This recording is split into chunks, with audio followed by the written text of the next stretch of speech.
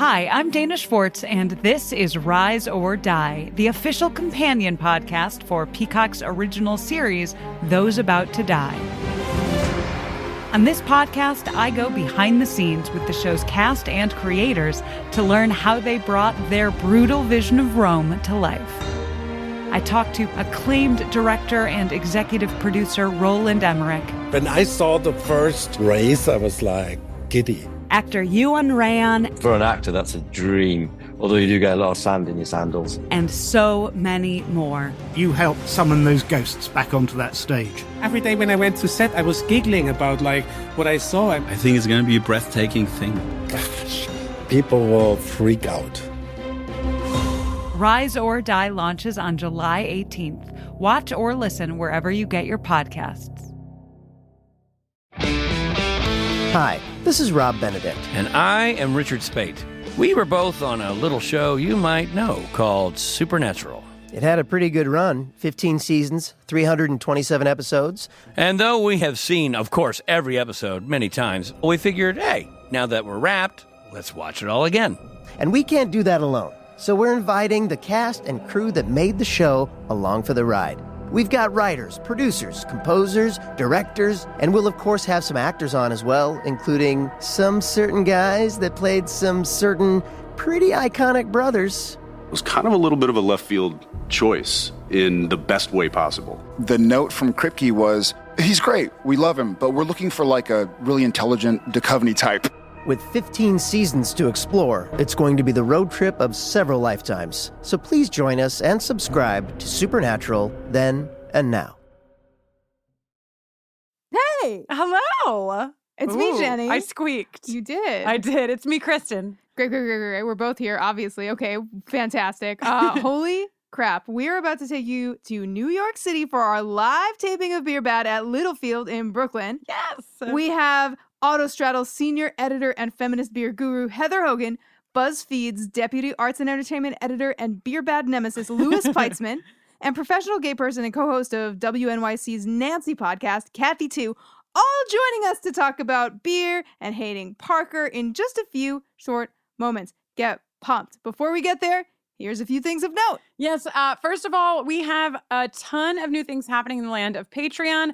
First of all, this Saturday, we will be posting a thread in the Patreon Facebook group, and we will be choosing 15 of you for pretty awesome giveaway packages. We have Buffy and Faith Pops. We have buffering t-shirts. We have Randy for Giles pins. We have handwritten lyric sheets. We have vampire journals. We have a ton of really awesome shit, some of which we created and much of which you have sent to us to give away to other people. So that's what we're going to do. So heads up, patrons, you can get yourselves in that Facebook group by Saturday so you can get into that little thread, enter yourselves to win, yada, yada, yada. We also created a new level on Patreon, the Ultimate Scooby level, where subscribers will be getting 4 exclusive t-shirt designs and also 4 exclusive enamel pins every year. That's 1 pin and 1 shirt per quarter. First up. If you're an accountant. Yeah. If you want to do some hell math, it's a little quick division. First up, we've got a Giles in the Streets, Ripper in the Sheets tee. You're welcome in advance. And a vote for your choice of enamel pin. The first exclusive merch shipments will go out in September. For the time being, this level is limited to subscribers with U.S. mailing addresses, but don't worry, overseas Scoobies. We will be working on a way to let you into that level too. Hell yeah. Speaking of overseas, holy shit, we will be heading to London this November/December. Jolly old London. Yes. Wait, can I show you my Great Britain accents? Oh, I'm sure that all of Great Britain would love to hear. Right? Okay, so if you're from just regular old England, or jolly old England, I guess, yes, you could say like, literally. It's great. Right? Okay. Yes. And then if you're Scottish, you could say like, great. Right? And then if you're Adele, you can say, thank you. How did I do? You did really good. I hope I didn't offend anyone. Except for Adele. Well, yeah. She's fine. She can handle it. Yeah, we're coming to London so that Jenny can add to her repertoire. I need regional accents. We're going to be going to the Vampire Ball put on by Star Fury Conventions. We will be there with James fucking Marsters. Oh My God. Not to mention a whole heaping scoop of other incredible cast members. Did we mention holy shit? All the details can be found on our event page at bufferingthevampireslayer.com. Just click on calendar and scroll on over to the November-December area. You will see all of the details. Holy shit, we're going to play Spike's jingle for him. That's all I'm saying. I'm already ready to be breathing into a paper bag. Okay, just a few more things. We have a limited run of the beer bad koozies that were sold in New York City, which will be up in our store through July 25th. If you don't grab one by July 25th, they shall be gone forever. You can't say that we didn't warn you. Mm-hmm. We also have a brand new crop tank with our Girl Gang Slayers design up in the store now. Go get it. BufferingTheVampireSlayer.com and click on shop. Yes, our last note. I just want to let you know, we referenced the t-shirts that we are wearing several times in this episode very rudely because you can't see us and you weren't at the live taping. Sorry about that. So just in case you missed our social media posts, I made t-shirts for Jenny and I. Mine said fuck off Parker, of course. And mine said I love hunks. Yes, so now you have all the information you need to carry with you into this our biggest live taping to date. Let's go, Jenny. Totally.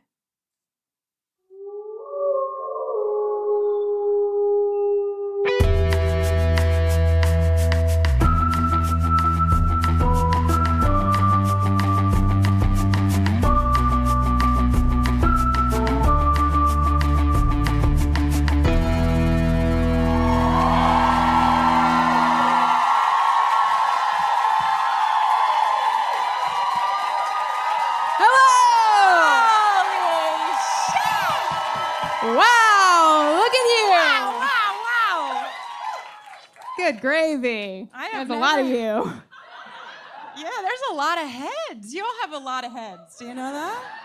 There's definitely a lot of like DNA in the air, co-mingling, wafting, science. I have a bone to pick with all of you. I know. I wanted to start us on a good foot, you know. But here's the thing, like, the credits were playing, and, like, Jenny came up, pretty cheered, and I came up, pretty cheered, and then the guest came up.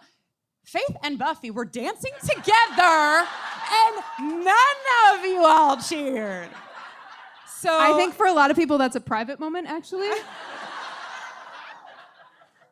A special time in a young person's life when Buffy and Faith are dancing at the Bronze. Leave them alone. Okay. Mom? I'm busy in here.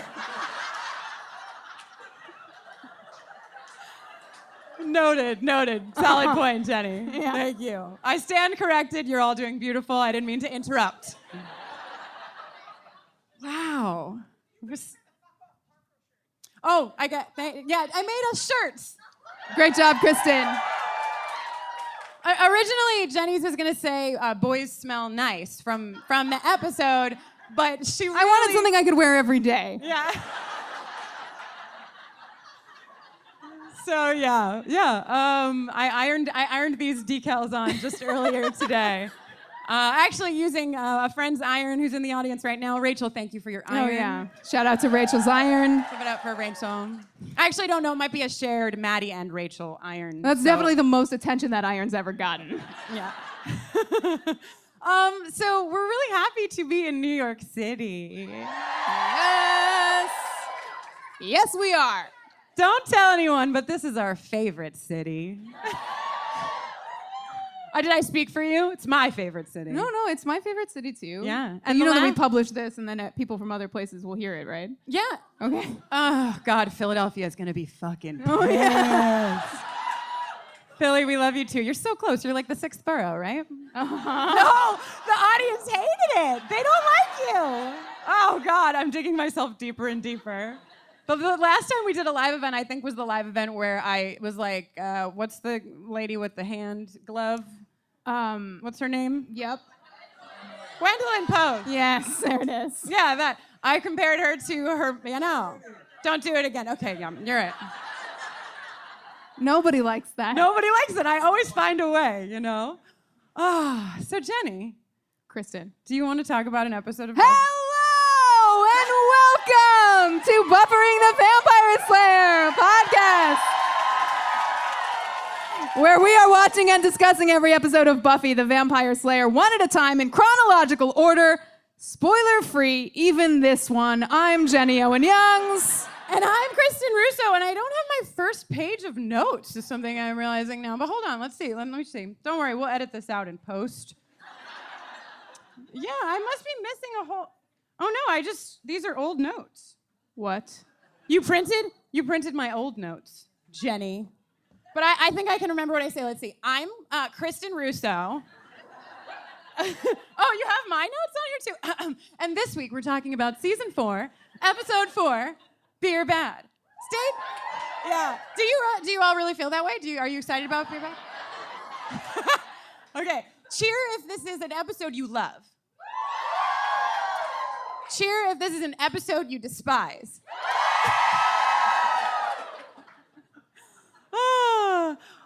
Anyway, you can stay tuned at the end of this episode. Every week for an original song written by us, recapping the Buffy episode we are discussing. Here you go, Jenny. Can't believe you don't have that memorized. I get nervous. Okay. I used to be an actor. I don't know how I did it. I can never remember anything. I can't even remember people's names. I'm sorry I printed your sides wrong. I'm going to look up the IMDb description while you do this part. You know, I remember from when I was printing your notes, the IMDb description was like, this episode starring Sarah Michelle Gellar, Allison Hannigan. It does. Yeah. Okay. Beer Bad, of course, was written by Tracy Forbes and directed by David Solomon, and originally aired on November 2nd, 1999, just 20 days before I turned 18. Oh, you're about to be able to buy cigarettes and porn. Uh-huh. What did you do when you turned 18? Did you do anything rebellious? I don't remember. But probably not. Do you know where I was when I turned 18? In Philly. wow. Doing mushrooms, getting your eyebrow pierced, and eating, what do they make in Philly? Cheesesteak. Yeah. I got my... What do they make in Philly? Sorry. I got my eyebrow pierced. I dyed my hair red. And, Oh, yeah. And I had, like, a mushroom omelet. Whatever. Drugs are bad. Actually, you want to know what's funny? Is the IMDb description when I look it up on my phone doesn't say those things, but it did when I looked it up on my phone. Anyway, this is the one where... Okay. I was nervous when I got on stage, and now I feel fine. I'm like, are you even here? No, we're just in our basement taping. Okay. This is the one where Xander finds employment as a bartender at a pub where some of Buffy's friends turn into terrifying CroMagnon creatures. Now, I had copied and pasted a whole bit about because I immediately looked up CroMagnon, and I think I remember it. It's like, okay, so there's a thing called a European early modern human, and they were first discovered in a cave called CroMagnon. Something like that. My real question is, why did the writer of this description go there? You know? Well, CroMagnon is like a common usage, like Oh my early man thing. But okay, so what you actually copied and pasted was the term European early modern humans, or EEMH, is equivalent to Cro-Magnon man or Cro-Magnons, a term derived from the Cro-Magnon rock shelter in southwestern France, where the first EEMH were found in 1868. Louis Lartet proposed Homo sapien fossils as the systematic name for Cro-Magnon man. Wow. Thank you for listening. Wow. Thank you, Jenny. Did you really know what Cro-Magnon meant already? Yeah. Does everybody know what that means? Damn it! Wait. Ugh. Okay, anyway, right, so Cro-Magnon, You know what else about this episode? what else? Just before we dig into what happens thing by thing, Yes. just a couple items of note. According to Wikipedia, this episode was nominated for an Emmy Award for Outstanding Hairstyling in a Series.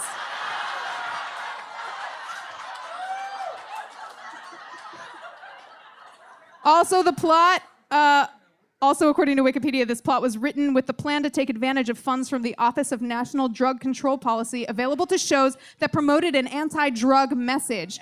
Funding was rejected for the episode because drugs were an issue, but it was otherworldly nonsense. Very abstract and not like real-life kids taking drugs. Viewers wouldn't make the link to the ONDCP's message. Wow. Or very many other things.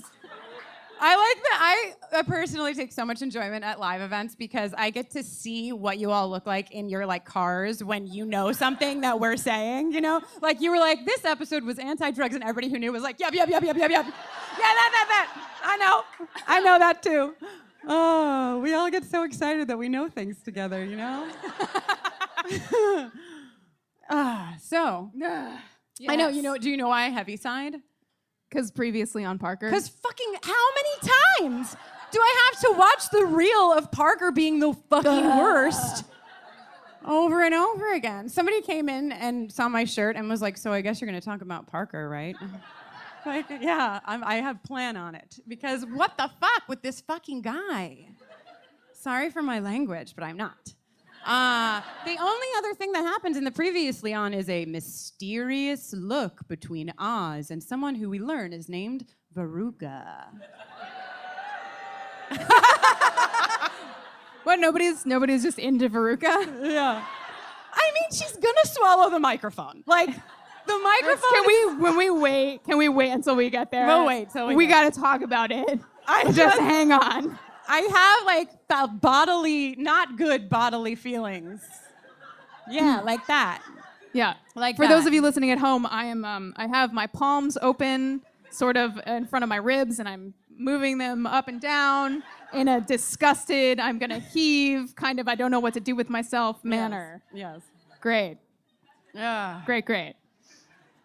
So then Buffy's hair looks amazing in this opening fight scene. Sorry, Does anyone else's hair look amazing? Also, Kristen's hair looks amazing! Wow, I didn't know that I was supposed to get a new look before the show. Jesus. It was like between this or just like really get the Buffy hair from this episode. And I didn't know if I could do it, so. Anyhow, we go into this episode and we hit some serious video game music, right? It's Yeah. like, I don't understand what... We actually did it. We did the music with our mouths. And I feel like... So like Buffy's having would you call it a fantasy? Yeah, this is totally a fantasy. She's like in class and This is just like when I used to think about saving my classmates on horseback when I was in first grade. In first grade. Yeah. Your lady I was classmates, a skilled right? horseman in my mind. You were at saving the age of 6. You were saving lady friends. Of course. On your horses. Well, who else? I know, of course. Who else but would need to be saved but women? Am I right? But when we were watching this episode together, I was like talking about this fantasy that Buffy's having, and Jenny was like, "You never imagined that someone who hurt you horribly would need to be rescued by you?" And I was like, "No, did I miss? Get your shit together, Kristen." I know. I really need to like get the visuals going. But yeah, so she's envisioning this thing, and what I noticed in the first segment of this fight is that there's like 2 vampires, and she like has to like stake one and then the other, and then there's like 2 other vampires, and the whole time I was watching it, I was just like, it would be really nice if Faith was here, you know, to help, because then the scene would go, Faith and Buffy stake the vampires, Faith and Buffy stake the vampires. Parker's like, oh, Buffy, I'm so sorry that I'm the worst person in the fucking world, and then Buffy and Faith make out and say, we don't need your shit, Parker. I thought you were going to say maybe like Faith and Buffy stake each other. I thought that's where you were headed. No? I mean, Too soon? I know it's still light outside. I was warming up to it. Okay. But okay, we'll just jump right in. Well, just in case it doesn't come up again. Anyway, Faith was not there. Parker's stupid. We go to class. And so there was almost a slideshow that I had playing for all of you as you entered, which was going to be our logo, and then 2 people in love, and then a cheeseburger, and then a cozy house. Yeah, the pleasure principle. What is it? Sex, power, That's a Janelle Monáe song. What are the things? Sex, food, shelter, security, maybe? Really, power wasn't on the fucking list? Power? I just feel like that. Don't you feel? I know we need those things to survive, but don't you feel like a lot of this world doesn't care about the survival things and just cares about the power? Is all I'm saying. Thank you. But I don't think that's what your pleasure principle is at. Delicious power, succulent power. That's why people twirl their mustaches.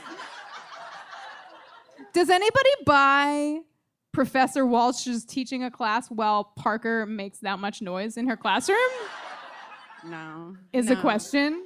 Also, I didn't look into this, but a scientist did write to us and say... Scientists are always writing to us.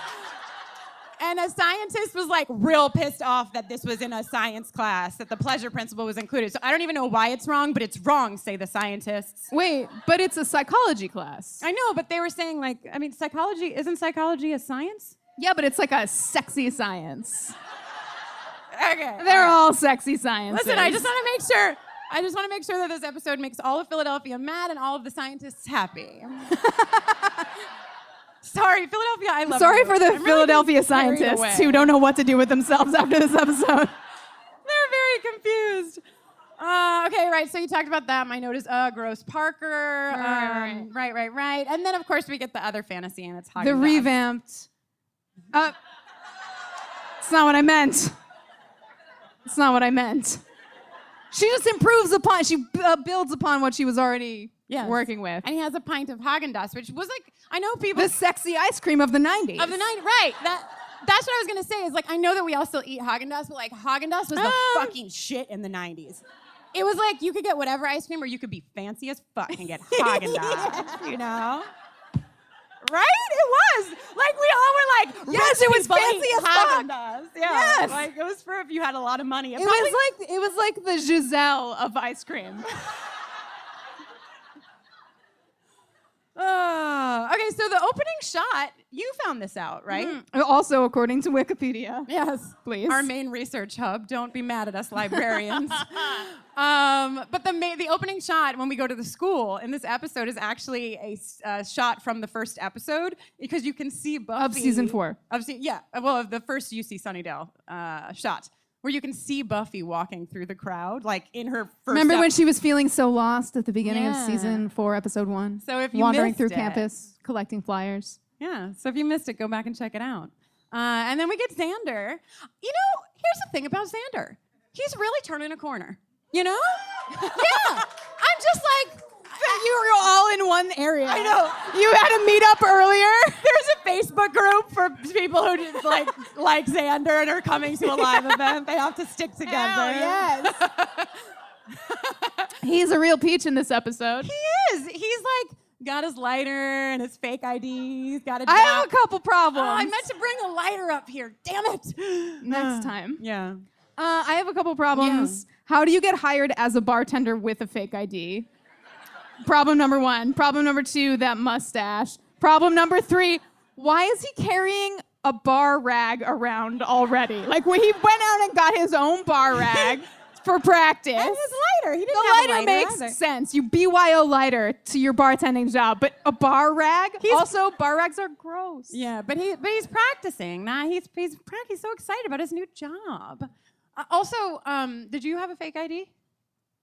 I had somebody else's real ID. Yeah, well, yeah, that's what I had too. That counts as But it's different. I mean, okay. it's a you asked a question, I'm giving you as thorough an answer as possible.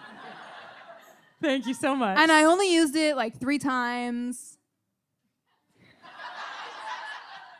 That's it. That's it? Yeah. My, can I call it, am I permitted to call it a fake ID, Jenny? It was a real ID, but it was fake. You can to call me. it whatever. An imposter. My imposter ID belonged to Jessica Lotus Korn. Sorry, is Lotus Corn hyphenated? What? It was the middle initial L, but I knew her, so I knew it was Lotus. Okay. What was her sign? She was Capricorn, I guess, because she was January. Right? Probably. January 12th. Is that Capricorn? Nailed it. But the reason I bring up Jessica Lotus Korn, whom I don't know anymore, but who knows? Maybe she's a fan. She had brown eyes, and I have blue eyes. So guys, get this. I went to the eye doctor, and I got colored contacts. I was like, I am not fucking around. I'm getting into these bars, so I'd put my brown colored contacts on to go out to the bars. It's my whole fake ID story. Great.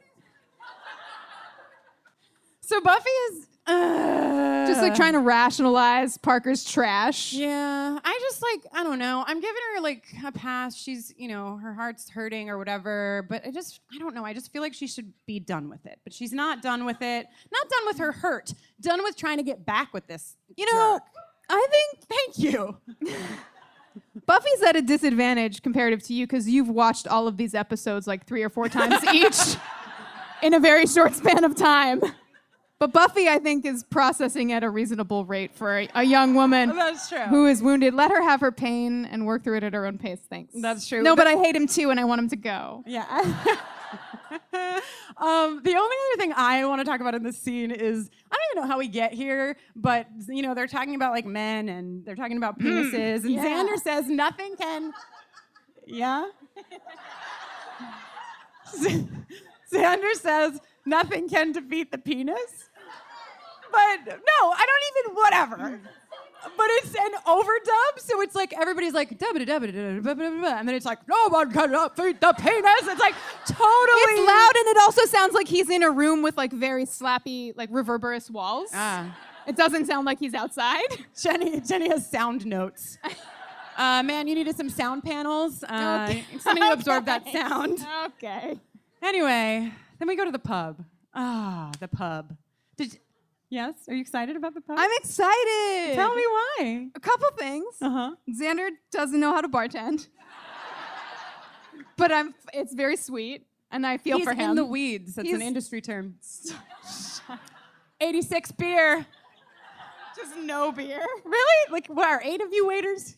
Or just my jokes aren't funny? Is that what it is? Please continue, Jenny. You know what I like about this scene? What do you like? It's related to some unpopular, not even opinions. It's an overstatement to call my feelings about Riley opinions. But Buffy spills a drink on him, which wet t-shirt contest. Sorry, wet button-down contest. We got schooled on button down versus button up, so we have to be careful. Button up. Button down has the buttons on the collar. Sorry, C. See, the only person I know personally who knows the difference. Other than, I guess, whoever's writing in. Yeah. The other thing that I like that immediately happens, like, right afterwards, is Buffy's like, in my defense, you do take up a lot of space. Which is true, because look at those broad shoulders, and he's so tall, and look at that chest. What a great, fine specimen of a particular type of man, if you're into it. Which I could be convinced to theoretically be in favor of. Yeah. I mean, I want to say for the record that I think Riley is a hunk. I mean, I'm not. Yeah, people were confused about how to respond. They didn't know if I was trying to trick them. They're like, woo, and I'm like, just kidding. Now I know who you really are. Yeah. No, I mean, Riley is the total hunk, and I also enjoy a hunk, but I don't fucking like Riley, okay? Yeah. Riley, I was like, I can want to like touch Riley's pecs and not like Riley. That's all I'm saying. What do you think they feel like? Like alabaster. Isn't that a thing that you say for smooth, hard surfaces? I always think of alabaster as pale skin.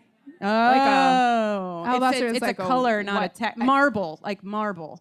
So really hard and like not giving? Just like if you knocked on it, it would be like the outside of a cantaloupe. So kind of like bumpy and patterned and...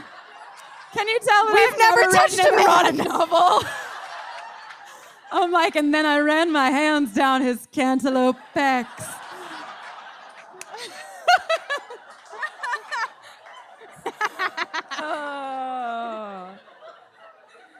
Anyway, I don't know. Riley's just like, that boy should have his attention span. You don't checked. like that? He's right. No, because I feel like he's trying to move in. He's not trying to move in. He's just being a sweet Southern Iowan fucking shit. Southern. Not so, sorry. It's a reflex to say sweet Southern. A sweet Iowan boy who's talking about what his father says about how to be a gentleman. Oh, wait. Speaking of Riley, so last episode, I don't have the jingle yet. It's being worked on, but I do have the lyrics. So I'd like to share them here with you all today. Thank you. I haven't heard them. Jenny has also not heard them. The lyrics, I'm just going to read them so that I don't give away the melody. You will never see this fucking melody coming.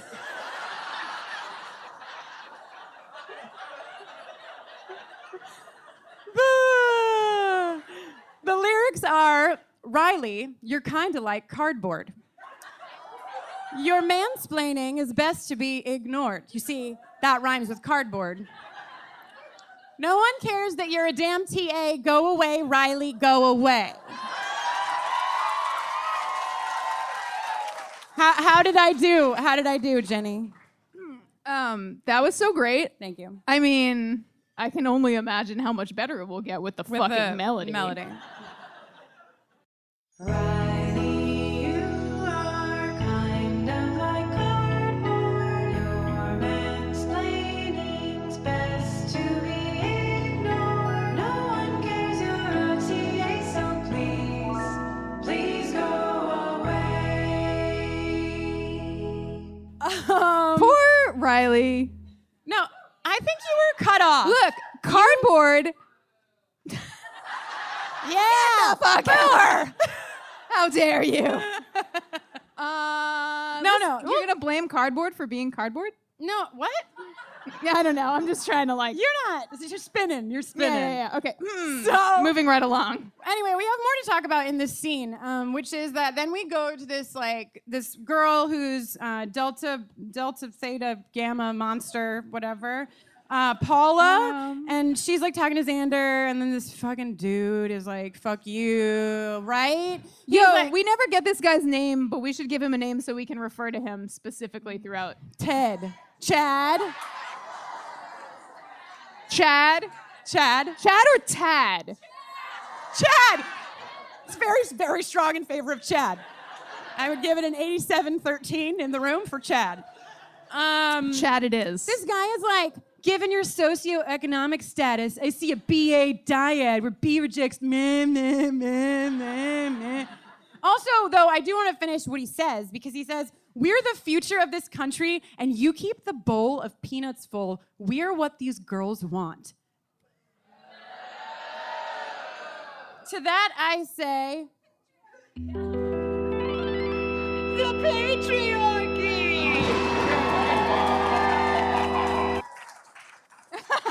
I cut it off early because I panicked because it rolls into the next jingle, and the next jingle is Patrol Cat. I don't...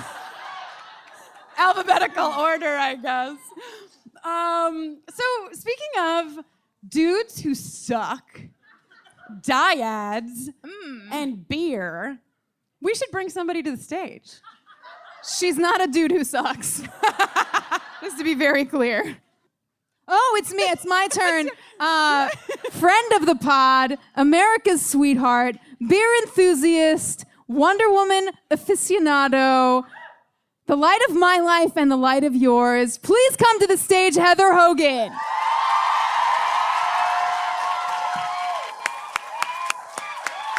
Hello.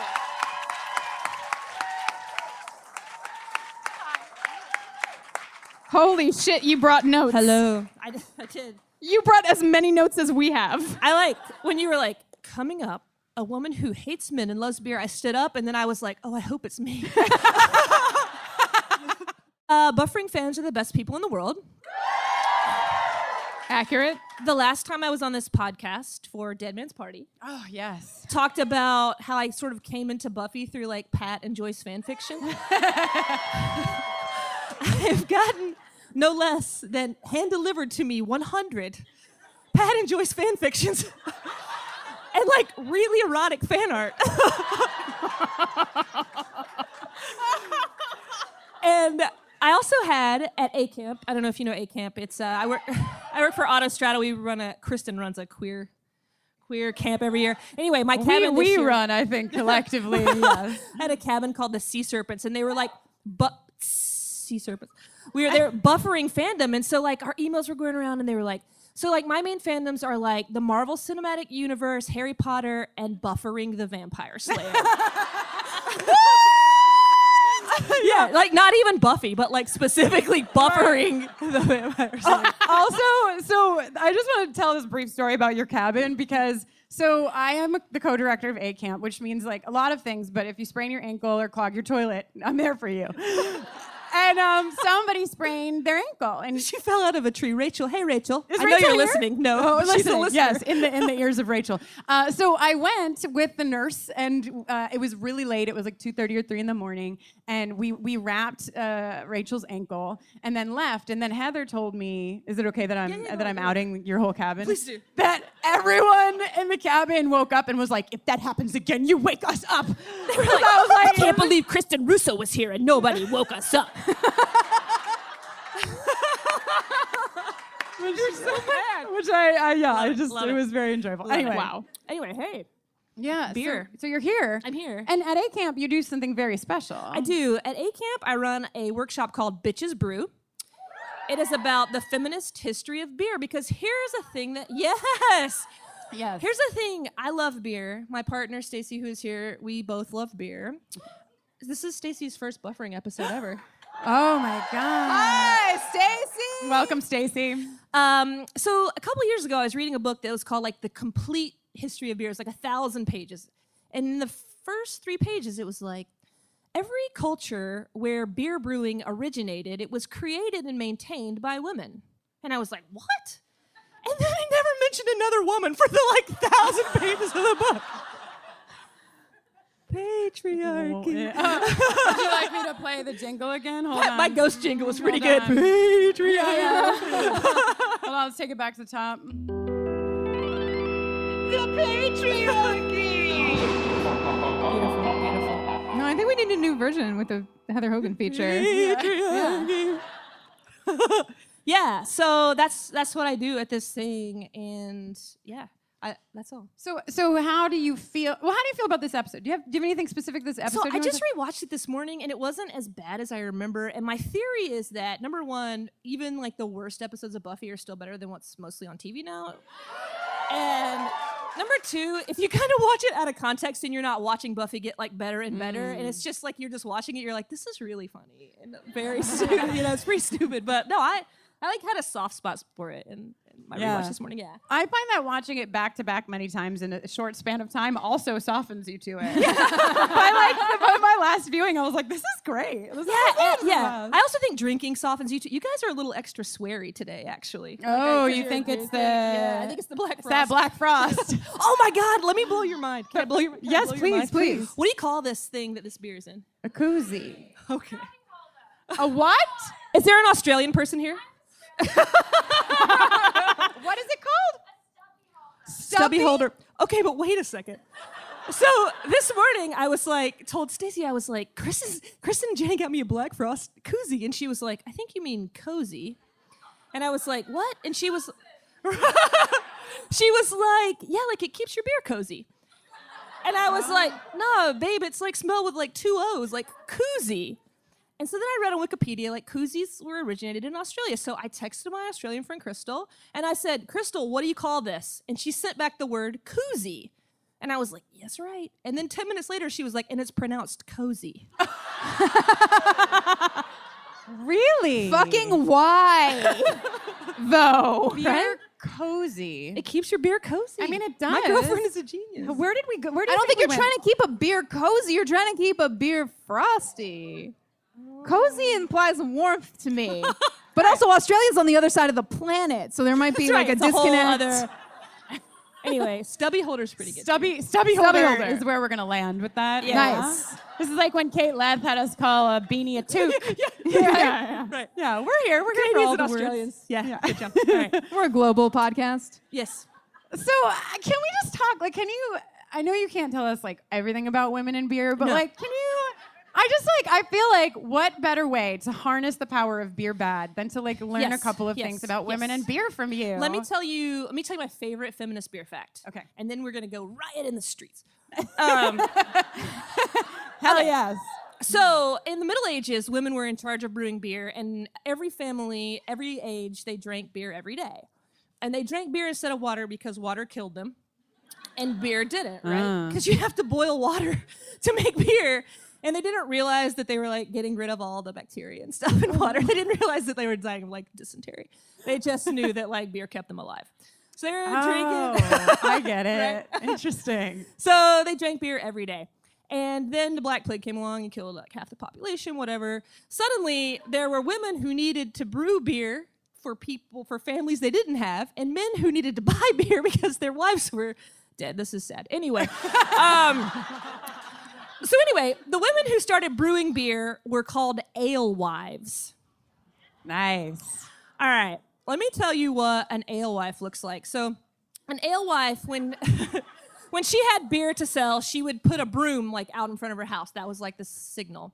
When she went to the market to sell her beer, she would wear a big, tall, pointy hat so that people could like find her out.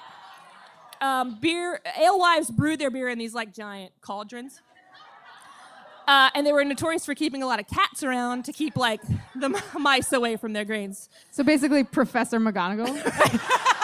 Right. So I'm describing obviously a witch, right? Okay, so here's what happened. Women who were alewives who were brewing beer in the Middle Ages became very powerful. They had a way to make money that didn't involve men, and they were becoming very wealthy for the time and very affluent, and the church did not love it. They were also living with a lot of other women and not marrying men. And it was For the listeners, I am smiling and nodding enthusiastically. I gotta bring it back around. You guys have been talking about naked men this whole time. Anyway, so the church was like, we gotta get these ladies out of here. And so they started creating all of this propaganda. And what they started doing was deciding that they gotta paint alewives as like super immoral. So they started writing these plays where, for example, the most famous one is called the Chester Plays. So it's an 8-day play.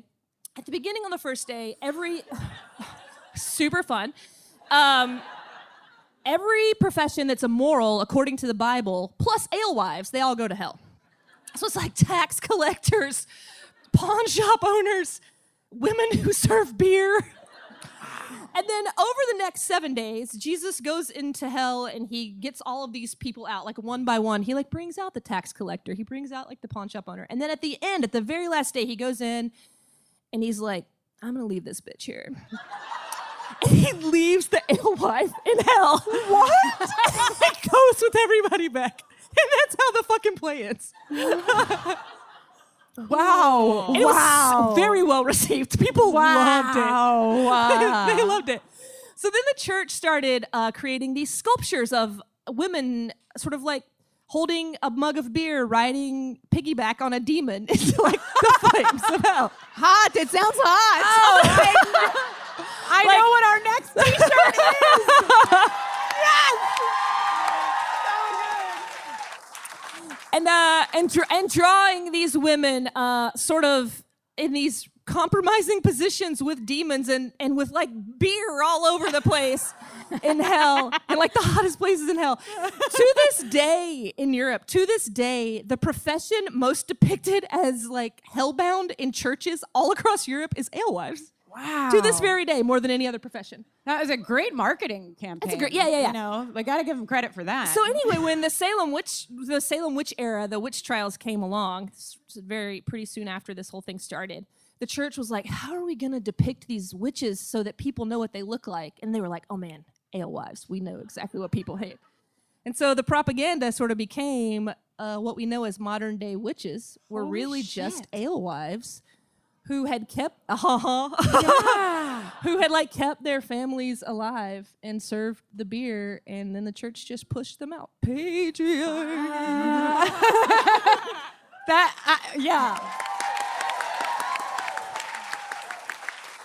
Yeah. Too much.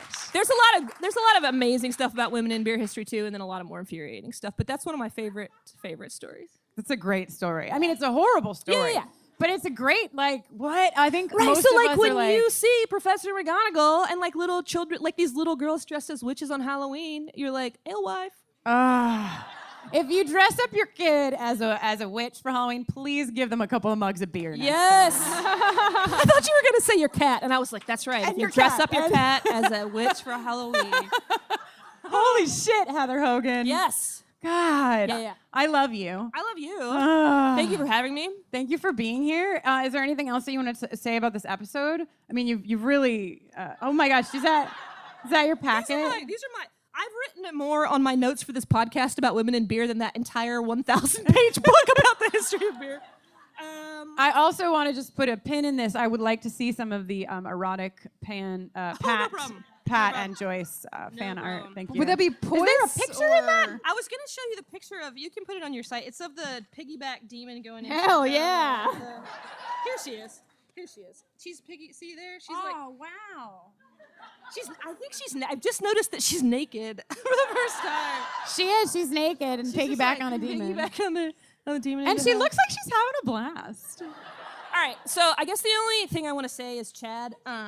Chad. When Chad was talking like someone who has like kind of heard of what college is like, and they're writing dialogue for like, who fucking talks like that? Right?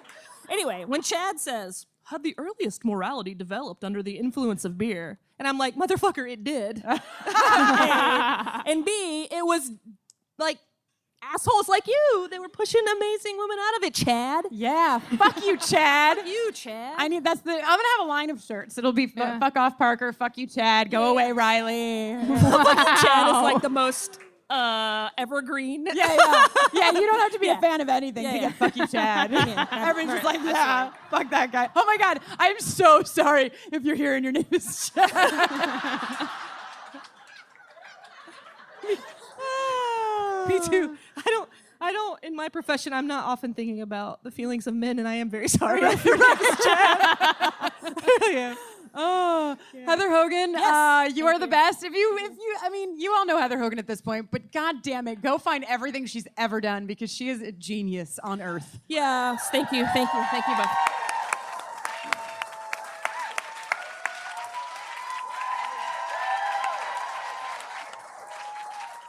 Support for today's episode comes from OneSkin. And if you have sensitive skin, you're going to want to hear about their scientifically proven topical supplements. Free from over 1,500 chemicals and preservatives that can make skin red, irritated, or itchy, their products are safe for sensitive skin. It's just one of the reasons they've earned the Skin Safe seal of approval. They've also earned the Jenny Owen Youngs and Kristen Russo seal of approval, if I do say so myself, Jenny. I couldn't agree more. I've been using OneSkin for a few months, and after a few weeks, I remember it like it was yesterday. I texted Kristen, and I was like, maybe she's born with it. I looked in the mirror that morning and was like, oh, things are happening, and I am happy. I have used a million billion skin products, and I did not think that I was going to switch off of the skin lotion, the moisturizer that I used, and the under eye cream that I use, because I have used them for a little while and I really like them. And I've switched completely, which is a pretty big deal. OneSkin is the world's first skin longevity company. By focusing on the cellular aspects of aging, OneSkin keeps your skin looking and acting younger for longer. Get started today with 15% off using code BUFFERING at oneskin.co.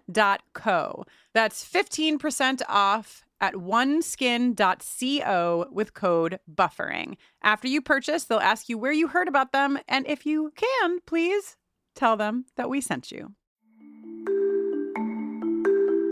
As a podcast network, our focus is bringing you shows you love to listen to. But we also sell merch related to those shows. And partnering with Shopify has made that both possible and simple for us to do. Shopify is the global commerce platform that helps you sell at every stage of your business. Whether you're selling scented soap or offering outdoor adventures, Shopify helps you sell everywhere because they've got you covered, from their all-in-one e-commerce platform to their in-person POS system. What's so fantastic about Shopify is how, no matter how big you want to grow, they provide everything you need to get control of your business so you can take it to the next level. Businesses that grow with Shopify. Sign up for a $1 per month trial period at shopify.com/realm. That's all lowercase. Go to shopify.com/realm now to grow your business, no matter what stage you're in. Shopify.com/realm.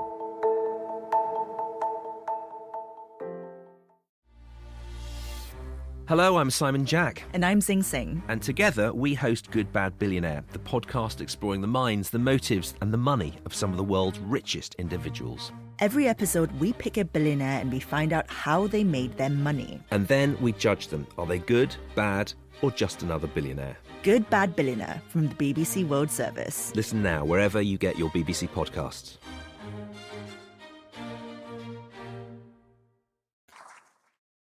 Hi, Jenny. Hey, how's it going? So great. I'm metabolizing a lot of the things that I just took in. Mm-hmm. That's gonna be a while. Yeah. Do you want us to just sit for a minute while you? No. I'm gonna put that in the background. Cool. And then concentrate on how bad Xander is at pouring a pitcher of beer. That is a unfull pitcher of beer. If I received that pitcher of beer in my local pub, I would be unhappy. Yeah. Generally, the rule of thumb with a container, right, is fill it. It's true. Generally speaking. Xander, this is like after this moment, Xander has like a really good moment. I mean, he has a lot in this episode, but he goes over to Buffy. Right, he's been waiting for his rough day moment, and it hasn't happened. He's been practicing and practicing. Right. And then Buffy's having a rough day. And he just like stops. He doesn't try to light anything. He just goes over and he like is talking to her. And then the bartender. I'm just gonna skip ahead for a second because the fucking barkeep. I don't know. What do you call a person who's in charge of the bar? Dave. I just like have to give him a shout out for later in the episode when he's like, "Well, my brother-in-law's a warlock." Like the line is given nothing. It's just like, you know what? We've been here 4 seasons. We're in fucking Sunnydale. You get it. You get it. Everybody's got a warlock in their family.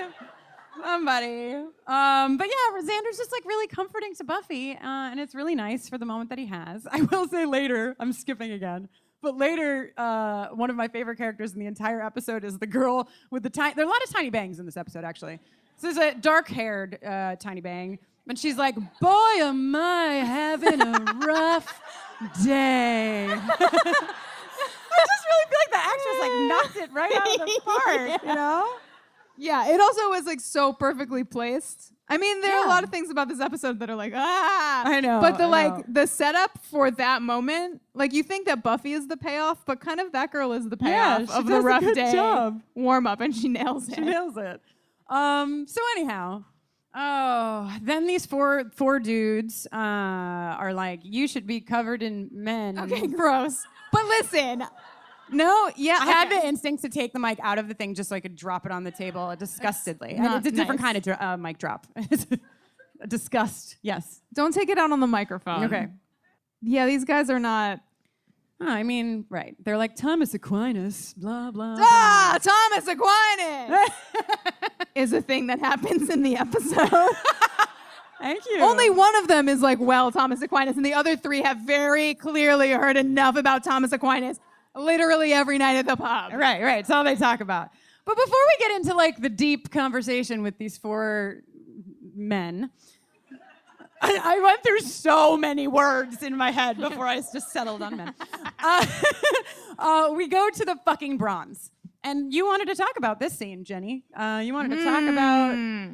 I actually think, if you give me a second, maybe I still have it up, because when we were watching this on the plane, I was like, what is she saying? Oh, yeah, so you still have Jenny the lyrics up? sent me the lyrics. So what you're hearing is a real band called THC. Yes. Not to be confused with TLC, who were far superior in every way. But the girl, if you couldn't tell, the girl who's playing Veruca is not actually singing or a singer. I don't think she knows what it looks like when you sing. No. She's not. Her neck is like she's like kind of got the look of the hanged man from the last episode, from the Halloween episode. She's like all the way to one side and all the way to the other. Then as Kristen pointed out, she's got like I'm going to swallow the mic at any moment look out kind Yeah. of thing. She looks like a snake. She looks like, well, Willow actually later says she dressed like Faith with the voice of an albatross. Pretty So tight. good. Pretty tight. But no one can understand what she's saying. She's like, I'll take you up. Like, it's just like, I don't understand what's happening. I'll take you up, is what she says. Above ground, over fill, over fire. Newly emerged from damp, rich earth, every each inch a new sense, every each inch a new sensation stretches me out of my head, into his to taste and smell myself. That's the lyric that made me say, what are the lyrics in this? What did she just say? Did she just say to taste and smell myself? I just want to know. She did. The thing about the 90s is that like anything could happen in music.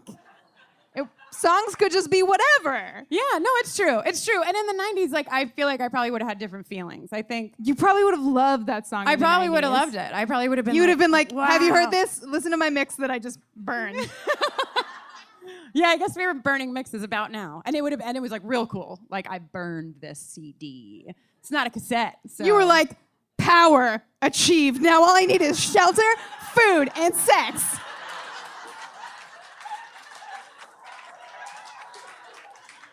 Good one. Good job.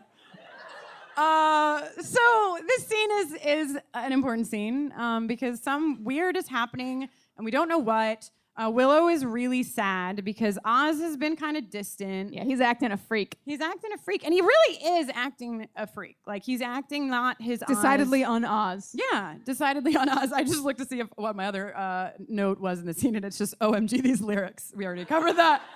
But yeah, this is a scene where like Oz is paying a lot of attention to Veruca and this band, and it's like, what's happening? And she's feeling upset, but I'm sure everything will be fine. Yeah, me too. Everything's gonna be completely fine. Moving right along and never looking back. Back in the dorm room. Back in the dorm room. Woo, okay, so many great things are happening. Willow's doing amazing back and forth impressions of Oz and Veruca.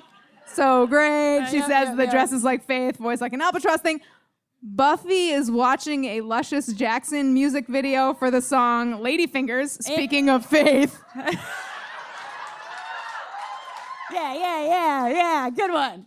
And there's this great misunderstanding where Willow thinks Buffy has decided that the best way to get over Parker is to have a fivesome, a five-way, with four, and I quote, really smart guys. But like, you know, good on Willow. This is like, I think the second time that Willow's been really sex positive. Willow's like... She actually is not sex positive. She's definitely seems shook. Well, she's like, oh. She's shook. Ow. 4? Well, I mean, it's Willow. She like just had sex with Oz like 2 minutes ago. She is shook, but she's like, okay, and then you had sex with 4 men, and are you okay? She's not getting like, there as fast as she can. Yeah, she's not like, what the fuck, Buffy? That's fucked up at all. She doesn't even have it in her eyes. She's just like, okay, well, it's college. We're here to experiment. And that's what you've done. Are you okay? I'm here to support you because I'm your best friend. Also, you love Willow? I wonder if I have... Yes, I do. Okay, great. Who knows the square root of 1225? Willow, who's gentle of heart and nimble with a hard drive. Willow, Willow, Willow, Willow. That was so nice. Hey, Jenny and I...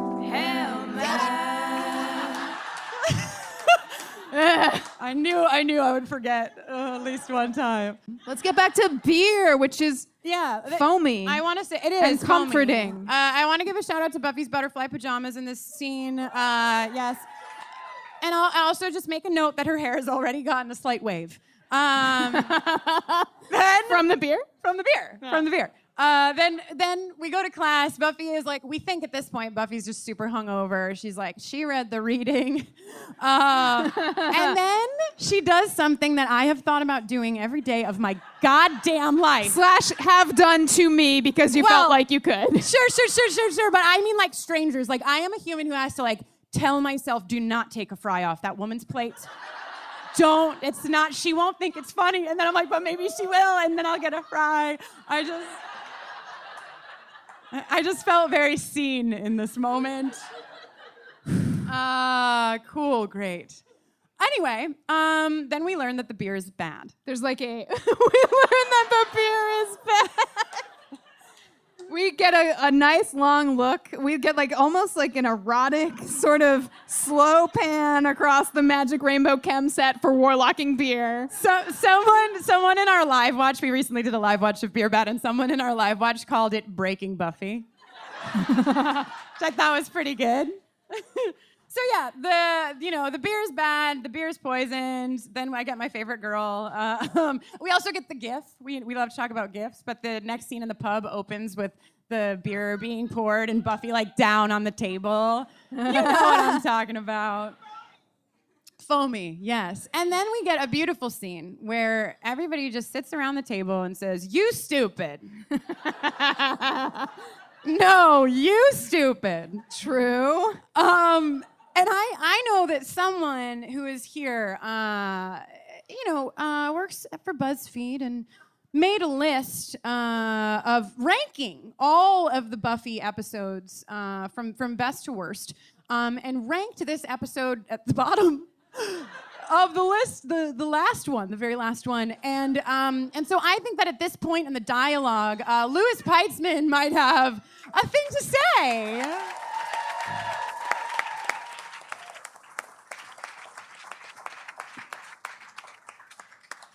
Hello, Louis. Hello. I said your last name on so many previous podcasts, and every time I was like, I still haven't asked if you say Peitzman, and you do. I do, yeah. That's you nailed right. it. You Thank nailed God. Welcome. Thank you for having me to talk about Beer Bad. Yes, your favorite. My favorite. Don't be alarmed, but I'm just gonna do this. Yeah, you know what I mean? Yeah, here. No, I can just lean in. Oh, this is hell fine. yeah, that looks so great. Is this good? Yeah, you're this nailing is great. it. Thank you so. I'm gonna do it like Veruca. I'm just gonna tilt your head. I'm gonna just touch it with 2 fingers. I'm gonna swap. It's very unsubtle. It's very unsubtle what she does to that mic. So tell us. Let this be your like cleansing fire. You know, Okay, let us know all of your feelings. Well, I have a lot.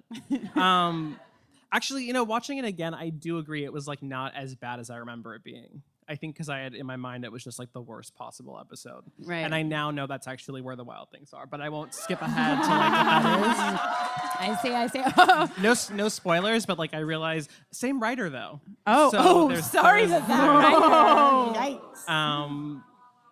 But yeah,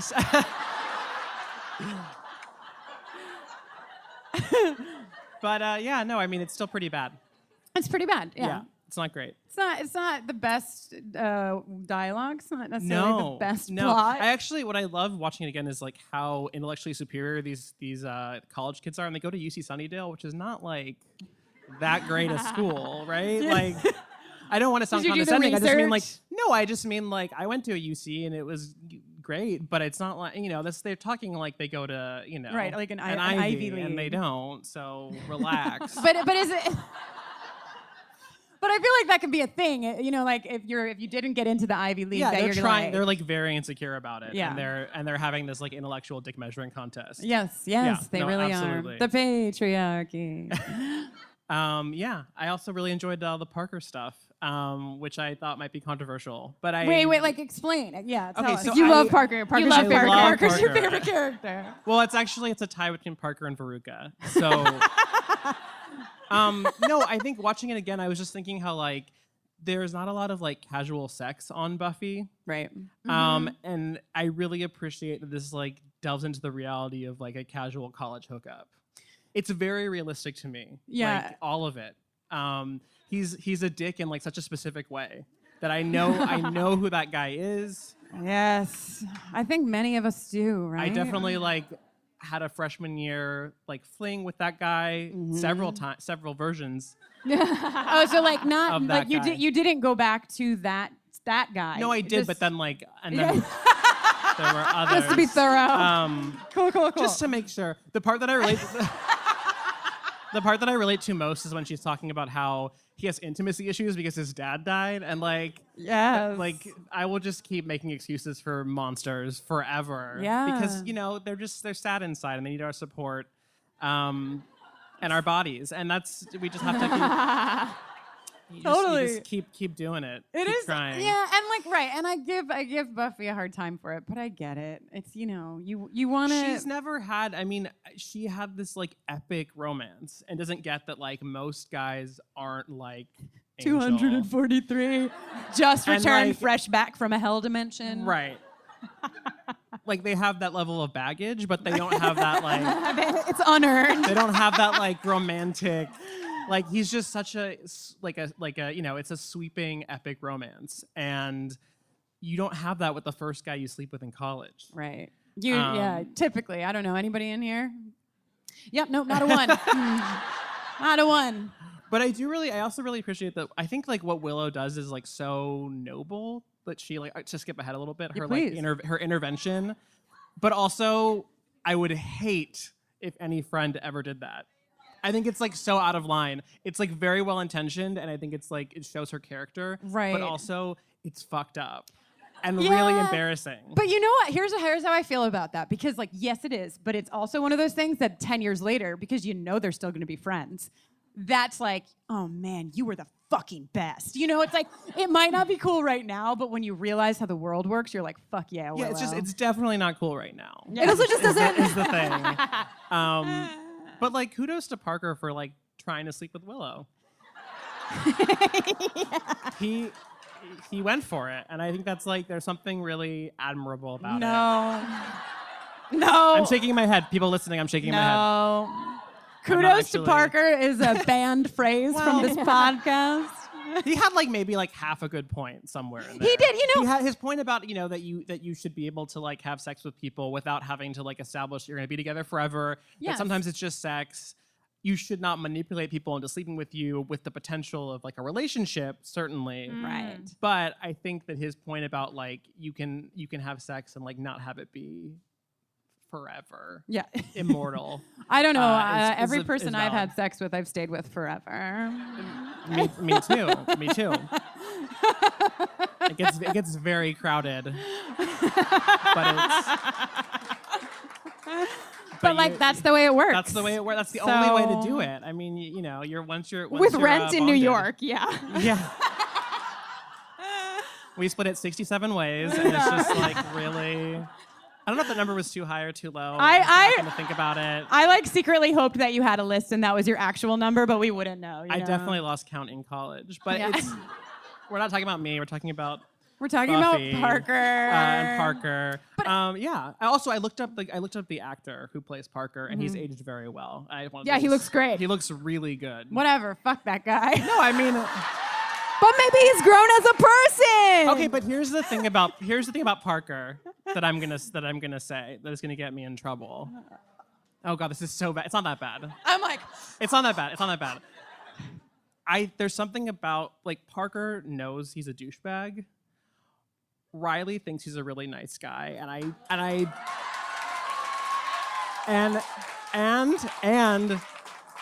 so does Xander. And I'm not saying that like Parker's not better than them. I'm just saying that like I prefer knowing someone is trash than having someone who thinks that they are like the nice guy thing. We didn't have that term when Buffy was on, but I'm sure you've talked about that Xander is like the quintessential version of that. And I think Riley was trying to step into with Buffy when she was talking about Parker, and I think that he feels more entitled to her because he thinks he's like a nice Iowa boy, and I think that as we learn, I mean, they're all trash, they're all garbage, right? So I agree. You're not in trouble. So I didn't get in trouble. You're not except in trouble. I don't know. I mean, maybe Jenny's a little mad because her boyfriend Riley was along. Right. Listen, if you like a man who like resembles an Ent from Lord of the Rings, like just a giant something. He's a human tree. If you want something you can climb, I totally see the appeal. Yeah, I want something I can climb. but I do feel like he would feel very solid in like an unpleasant way.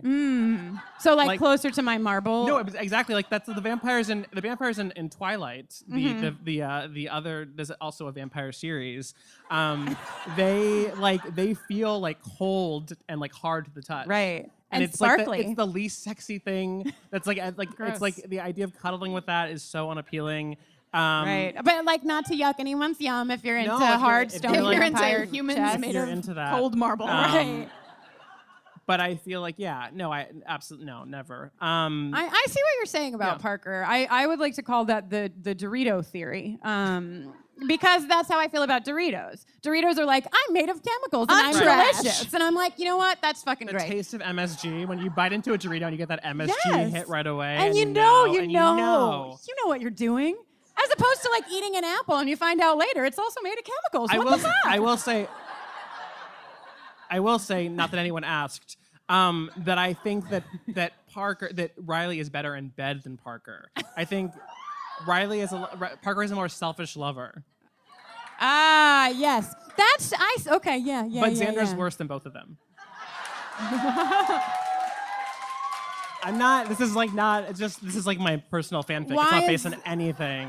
Well, we do. Yeah, I mean, I don't want to get ahead of it. Just I feel like definitely that's the right ranking. Okay, so in terms of the game we're now playing is fuck. You would. I changed the rules just to make it. Okay, well, yeah, and it's Riley. No, yeah, Riley, Parker, Xander. Yes. In that order. In terms of yes. Okay, yeah. great. That's fair, right? Yeah, I think that's good. I was trying to go through my Rolodex of female characters to find out what my fuck would be. Well, I mean, the thing about those guys is you don't want to marry any of them. Like I can't. Right. Yeah, that's it's true. kind of fuck or kill is really the only option. Or maybe both. Maybe you don't have to choose. And you never have to choose. Things are getting dark up here. Louis, are there any other things you'd like to talk about in this episode? That Carl Penn was in it, and I totally forgot about that. Yes. Which was exciting. I took notes. The other thing that I want to mention is that I thought it was funny that Xander needed a fake ID because they all look like well over 21 at this point. And that was my that's not a mean comment. They were like in their late 20s at this point. So it's fine. It's fine. It's just they were not gonna be carded. Also, let's be real. Dave with the Warlock brother-in-law didn't give a shit. He's like the unspoken hero of the episode. He had a really good point, and also the stakes are so low. Like they're like, there's gonna be damage done. There's a fire, but like, really, what did he do? They had some laughs, and Buffy got a haircut or like a new hairstyle. A new hairdo, yeah. And I think we all ended up better for it. But also this guy, it's like, I love that he's like, fucking, these college kids, blah, blah. It's like, dude, you literally work at a college bar. Like, it's not like he works at like a bar in town. Right. And, And I'm sure he hates townies too. Right. So it's not really that. Yeah, that guy hates everybody. But those guys deserved it. They deserved it to be turned into like CroMagnon people. Yeah, I So do that's agree with not- that. That's really on them. Wow. I'm so glad that you sat up here with us. Yeah, thanks for having me. Taught us a new game. The fuck game. Fuck. It's Yes. a great game. Play it with your friends. Yeah.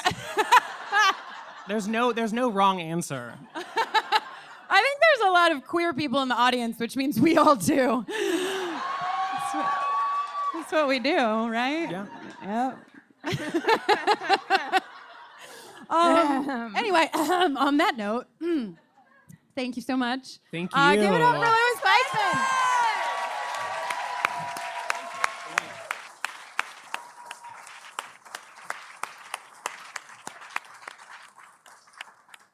Jenny, do you have a fuck from Buffy? I know, that's what, I got stuck, but then I was like, but Anya. Anya. Yeah. I think Faith, Faith. What? The I didn't hear. Traditional Kennedy from the back of the room. No And then you're like, but the spoilers. rest of you fuck should still be there. Faith, Anya. I think Faith, Anya. Oh, Kendra. Drusilla's a good pick. Wait. Because what would happen? What would happen? I think instead of fuck, fuck, fuck, we should play fuck, fuck, fuck, fuck, fuck. Okay. Then there's room for Anya, Faith, Drusilla, Kendra, and Buffy. You want to have sex with Buffy? Yeah. I'll be like, your blonde hair is so nice. And she'll be like, your blonde hair is so nice. And then she'll be like, do you want a kiss? And I'll be like, yeah. Again, you can tell that I write. Cordelia is, I feel too. She's too special. I want to watch a movie with Cordelia while holding her hand, putting my head on her shoulder, and like then maybe we will fuck later, but like she's not on the... Cordelia and I would make a list together. All right. Everybody get it together. Oh yeah, we're working here. We're working. We're working. This podcast is 7 hours long. All right, let's see what we have to talk about. Oz has a really fucking cool jacket. Cool. It's really weird. Tight note. Yeah, thank you. I mean, I just liked his fucking jacket. You know, we don't have Kate, so. Okay, so we talked about this with Lewis, but like Willow, yes, like fucking. Oh my God. I'm just gonna see what my notes say. I'm tired of you men and your menness. Is a quote, and then I quoted, most are just two people passing through life, and then I wrote in all caps, Willow, go on. Then I wrote, yes, Parker, but fuck you, because I do agree. I think there was a point that Parker made, but he's an asshole, so he kind of loses the point. And then we got the moment that we came here for, when he fucking puts his hands on her fucking hands, and she's like, how gullible do you think I am? Yes! Jenny and I talked early in the series when we made Willow's first jingle, which I did already play. And we also have Vamp Willow's jingle, but we talked about the fact that like we really feel like Willow is going to be the one that has the most jingles, because like we're really getting into some new, like Willow is no longer like finding out the square root of whatever the number is in the song. Like Willow's getting. She's still got time for math. She does, but I'm just saying, like, I'm putting a seed down, Jenny. I think it might be almost time for another jingle. Yeah, they love jingles. Look at them. They love the jingle. Okay. Make it nice around the jingle. Okay. All right, what do you got, Jenny? It's time for some knuckle draggings, the kind of shirt removal I don't prefer. He's like stuck in his shirt. Stuck in his shirt. Then they slapped down a wad of vintage $20 bills, which did something to me, which I wasn't expecting. I was like, my old money. It was a lot. Then there was some crashing from the bathroom, and then, oh my God, that guy went in regular Chad and came out caveman Chad. CroMagnon Chad. CroMagnon? Crochadnon? Crochadnon. Good one. Not perfect. Yeah, also, there's like a moment where the other three are like, what the fuck happened to that guy? Yeah, they evolve and then really hard de-evolve really quick. Which is weird. I just also want to say to anyone who works in the service industry, I really felt seen by Xander in this moment as well, when he's like, so how do we calculate our tip? If you're listening to the episode and you're ever confused, here's an easy way, right? Your bill is $50, take the 5 and double it. Your tip is 10, at least. That's how you do it. You don't even have to, oh my God, it's hell math. Oh my God, it's hell math. It's hell math. Hell math. I think that's just regular math, Kristen.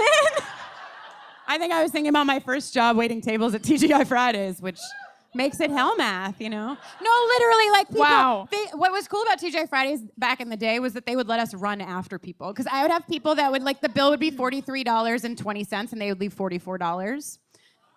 Yeah.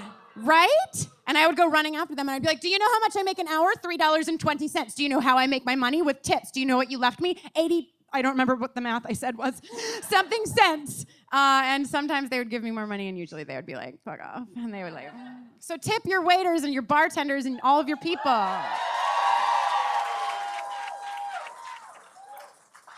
Great. Then Caveman gets hit by a car, etc. We also find out that Black Frost is apparently a, and I quote, fruity little microbrew. Yes. It's the honeypot of fruity little microbrews. We also find out that these dudes, when they change, are afraid of fire, which is an integral point. V Caveman. Yeah. And then Giles is here. Dad's back! Hot dad. He didn't bring his chainsaw. Womp womp. I prefer Giles with the chainsaw all the time, but Giles is back, and Buffy is making cave drawings on the wall with probably, this is probably lipstick. It seems like it's not, but this was the 90s, and I think that brown... Oh, yeah. That was a stick of face lipstick, I think. Oh, great. Left behind. And then she's like thumping the biggest man that she drew on the wall and saying, Parker bad. Yeah. Thump, thump, Parker bad. What? I just got caught with thumping the biggest man. I didn't understand where it was going, but okay. Yes, right. She's doing that thing, and then Willow is fucking doing her thing. We talked about that. God, remember when Parker was like, I don't mean this in a bragging way, but I do get to know a lot of women. Well, if I wasn't already working so hard on my Go Away Riley jingle, I would make Ew, also, sorry, now it's my turn with Parker. He's like, when he's like trying to fucking get it, he's like, can I tell you something kind of private? Ugh. And then there's like, they say a couple things back and forth, and then he's like, I've enjoyed talking with you here tonight. That's not private. That's just regular. Parker, it's like you're not even trying. Oh, Parker, seriously. Also, Willow unfortunately says, jump on my bones. I don't think that's unfortunate. I think that's like pure Willow. I know. She's like, I know I've heard this phrase. What is it? Jump on my bones, which is like accurate. I mean, I guess you're like jumping on. No, like bones. Let this moment pass, Lord in heaven. Let this moment pass. Men haven't changed since the dawn of time is the line. So I ragged on this episode for shitty dialogue, but that's kind of a good moment. Because then the cavemen enter. We see Buffy spinning around in her chair. Another hot gif. Watching Giles watch Buffy. Dude, this is one of the purest joys I've known in life. Truly. And Buffy's hair is in full effect now. We have to note that. Buffy's hair. Emmy. The Emmy is now being won. I have a question, actually, from before, or just any time, which is, do you think that Buffy has a higher tolerance for alcohol? Yes, we do. I thought you were going to say for, like, magic. And I was ready for that. Oh, no, just like alcohol. Like, I feel like probably she has to drink more. She seems like she's doing better than all those dudes. Right. And she's, like, chugging and, like, keeping pace with them. Right, exactly. I also, I think we should just have meetings. Like, we don't have to do a live taping, and I'll just say, like, do you think this? And then you can let me know. You just check in on the lore. It's like Get our really facts immediate in a row gratification. It's quicker than the internet, you know? So everything is devolving. Buffy punches Giles. Buffy punches Giles, but don't worry, our knockout count is still at 13. I don't remember where we were, but he doesn't get knocked out. He just slides down the wall, and he's like, this again? And then Buffy says the line that almost made it to Jenny's t-shirt, which is, boys smell nice. Which, they kind of do. Sometimes. Depends on the boy, really. It's a case-by-case thing you have to assess as you go. Sure. My experience. Sure. But I will say that nice-smelling boys do smell nice. True. Let's take it outside of the gender binary and just say, anyone that uses Old Spice of any kind, I will hug you longer than most. You know? Do you want to play a quick round of smell, smell, smell? I'll work on it. Riley would be on it. I think Riley probably smells great. Yeah. Parker fucking uses Axe body spray. All right, before we fall down a hole of talking about men and how they smell, let's get Kathy 2 up here. Hell yeah. Do y'all know Kathy too from Nancy? A podcast about queer humans. Hi, Kathy. Kathy, who was the last man you smelled? Oh my God, nobody. Great. I've never smelled It a might be man. weird, but it was probably Tobin. Ah, yes. That's just to be expected. You're Yeah, gonna we take smell it each other a out? lot. I thought you were gonna go for it. I'm gonna go for yes. it. I'm gonna do it. Hell. Great. I was wondering how you're gonna connect me to this show, Mm-hmm. and I think the connection is I would do anything for both of you, so that's why I'm here, right? That is Wow. why I'm here. Kathy. I literally changed my flight to come here. Oh, what? That's Kathy was just in, where were you, South Africa. You came back from South Africa just to be with us? So you texted me I did. about the show, and I was like, oh my God, finally. And I already had booked my flight. And you then changed it? I had a conference, and I emailed the conference lady. I was like, I need to come back 2 days earlier because 2 days? I thought this show was last night. And It's true. It's true. Kathy texted me yesterday. It was like, so 7:30 tonight? And I was like, no. No, it's tomorrow. And so I got some sleep, which was great. That is good. And then now I'm here. Yeah. Wow. Still jet lagged, but I'm here. Wow. Yeah. Also love the show. Great show. I feel so honored. So you're a huge fan of Buffy. I am, yeah. Do you have feelings about this episode? Did you have any feelings before flying back from South Africa to talk about it? My feeling about this episode is that it lacks the presence of faith, and that's Solid. about it. I also can't drink, so I guess I can understand why it's beer bad, but I would love to be able to drink, you guys. It would make being up here much easier. Your tolerance is low, so beer doesn't make you feel good. I have a drink and I throw up, so I can't. No, I know, it that's- sucks. I went through law school, you guys, without drinking. Wow. It was hard. Impressive.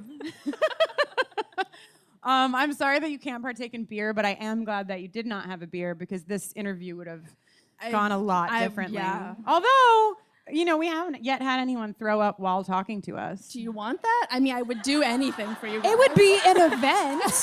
It would be something very memorable for all of us. All right. Like, can you fly back from South Africa and then throw up?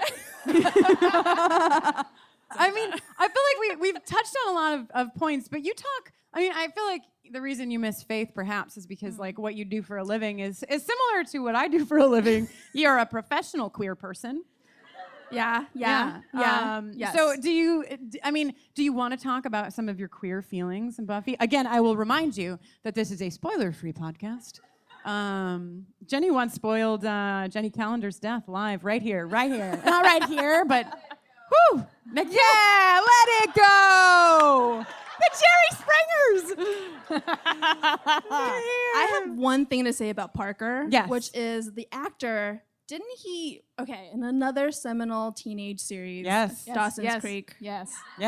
Wasn't he the guy that kissed Jack? Yes. Oh, I actually didn't know who he played on Dawson's Creek, but somebody tweeted at us to say that he was on it. Is he the guy that kissed Jack? Didn't we Spoilers talk for Dawson's Creek? about this? It was the first Can we spell other shows? That's okay. two-boy. Yeah. Yeah. You got The first two-boy network primetime. Yeah. Oh, I think we might have talked about that like without microphones. Why would we ever? I don't know. Yeah. Why? But I think we might have. So he gets a point for that. The Yeah. actor, I guess. Sure. I'll give him a if point. we must. And Faith just has played such a role in my life in that I love her. In fact, it's split me and Tobin apart quite a lot because he just recently started watching the series. And he hates Faith. What's Okay. This wait, is so lovely, you guys. I feel so seen. No, but hold on. For Tobin, I will say that even as a queer woman watching for the first time, when I first came to Faith, I wasn't sure about Faith. But then you see her more, and you're like, yeah. But then Faith grew on me, and then the second time around, I was like, hello. Hi, so nice to see you. So like Tobin might just need a minute with Faith. I also feel like you have to look at faith in her entirety. I thought you were definitely her leather, doing her full body gesture.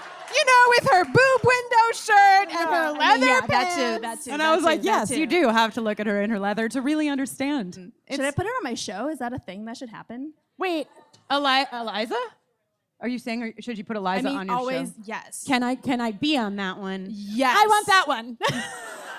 Great. Okay, well, you heard it here first, folks. You know, when we were piloting our show, you were one of our first guests. I know. Where does that even exist? Is that gone? I made a cut of it at some point, and then nobody gave me any response. So I think it was me and not you. They were like, you "Who's were that?" great. You were perfect. When Kathy and Tobin first found out, it was still part of the contest, right? Or was it later? We were piloting the show to see whether or not we'd be picked up and be an actual show, and I would have a job. And I went and I interviewed. It's Yeah, it's the B side of Nancy. Eventually, we're gonna release it. Yeah. One day. But I want to be on a mainstream episode with Eliza Dushku. With Eliza Dushku, yeah. 100%. I want to talk to her about my feelings. And How do we get her on this show? How does that happen? You know, I don't know. I think we just need to keep asking politely, nicely. I think she's going to come on. I think she will. I think she will. I think eventually Charisma Carpenter is going to come on. Oh my God. I have big dreams. Jenny and I, again, occupy... Are you okay? Jenny, do you all notice that when we do interviews, it's just me? That's because Jenny can't. She gets so nervous that It's too much. Yeah. There's just too much, and you're so good at talking to people. Like, I'm just like trying to get in there and be a meaningful part of the team, and it's not natural. You're both wonderful. I don't know what you're talking about. I like you. Please be a permanent part of the show. Kathy. Every day. I've got Kathy, one. are you a Hufflepuff? Yes. Oh yeah. Obviously, Kathy's a Hufflepuff. I thought all lesbians were. Is that not a thing? No, that is not a thing. I'm sorry. How dare you? I'm sorry. No, don't be sorry. Such a Hufflepuff. I'm so sorry. You're great. You're doing great. You're so nice. No, we know a lot of Slytherin. Yeah. You do? Yeah. I'm not going to sit here and name our queer friends who are Slytherins. It's their business. Okay. Well, yeah, we know a lot of Slytherins. Jenny's a Ravenclaw. Wow. Yeah. Strong feelings about the Ravenclaws. And then I don't know a lot of Gryffindors. Some Gryffindors. Or you think you don't. All right, well, fine. Who's a Hufflepuff? A Slytherins, Like- did you cheer? Well, the Slytherins just go. God, I was really into it, and then I got so panicked that we were gonna cause a thing to happen. I was like, it's too much parcel tongue. Oh, okay. We've gotten off Buffy and beer and gone to Hogwarts, but Yeah. I have a question for you, Kathy. Yes. Because you said when you drink a beer, you just throw up. I threw up. Yeah. So I want to know, was that something that you learned in college? Like, Yes. Okay, can you tell us? Is there a story? I took a shot and I threw up. Immediately. Yeah. Wow. It was like within 5 minutes. Wow. That is amazing. I mean, that sucks. But like, just from a sheer response time, It was cause pretty and bad. reaction. That's Yeah. incredible. Yeah. My brother has the same thing, but he went to UC Santa Barbara and just kept throwing up, and now he's better. So, he got it out of the Yeah, system. exactly. And I just didn't really you just want to got to go drink that. through it. Yeah. Uh-huh. So when I was younger, I smoked cigarettes. It's fine. But don't smoke cigarettes now, and neither should you. And we are not in Cigarettes favor bad. of tobacco Bad. products of any kind. No, Be very clear. No, we are not. We don't like tobacco products at all. However, I smoked cigarettes for a few months, and then I would wake up in the morning and I would have difficulty breathing. Makes sense. And I called my friend up, who is a smoker and who smoked longer than me, and I was like, hey man, I wake up in the morning. I'm like 17 or 18. I wake up in the morning and I just can't breathe, and he was like, you just gotta smoke through it. And I fucking did. I did. So I get it, But I'm Your glad. lungs are like collapsing. I'm glad that you listened to your body, Kathy. Yeah, that was so smart. Yeah, throwing up's not fun, you guys. Kathy. Yes. Hi. Hi. Are there any other things from this episode that struck you that made you feel like Oh no, I don't feel like what? anything, any feeling at all? Those 4 guys were definitely future men's rights activists for sure. Oh yeah. Oh yeah, that scene with that guy being like, "We're the one that women want." I was like, first of all, let's take a poll, and second of all, you're who I see on Fox News all the fucking time. Good to see your origin story. Yeah, that's how I feel. Right? Yeah, definitely needs more faith. Yeah, more faith. Kathy 2's rating of this episode needed more faith. And I know agree. she's like busy doing other things at the moment, but like, yeah, she could have showed up. She could have. I mean, we needed her in the beginning. I said it already, and I think she would have done helped. Tobin had me all set up that I was gonna come here and feel like so attacked about loving faith. What? Yeah. I don't think Tobin understands our community. He doesn't. Well, here's the other thing. I think he thinks that because I tend to like characters that are quote unquote evil with a heart of gold. Oh, do you like Spike? Wait, Spike? Yeah. Yeah. Okay, good. But I was thinking of Careful. I was so careful. I was like, do we know? Yes, we know about Spike. We know. Spike exists. Okay, great. I was thinking of Jenny from the L Word. Hell fucking yeah! Hell fucking yeah! Yeah, this'll lose a room for me. Yeah, I know. I brought it on myself. I did. Heather Hogan just stood up. Heather Hogan was like, yes! Listen, whether like regardless of what you think about like the moral compass or whatever of Jenny from the L Word, there is at this moment in time, if you go back and watch the L Word, there's nobody that's more entertaining on that show, right? Than Jenny. Yeah. Jenny is like Also, the whole point. Mental illness is a thing, and she has it. Okay. Also all right, okay. There's my favorite Jenny scene in the whole series. It's so little. Listen, just for a minute, okay? Indulge us. She spits her gum at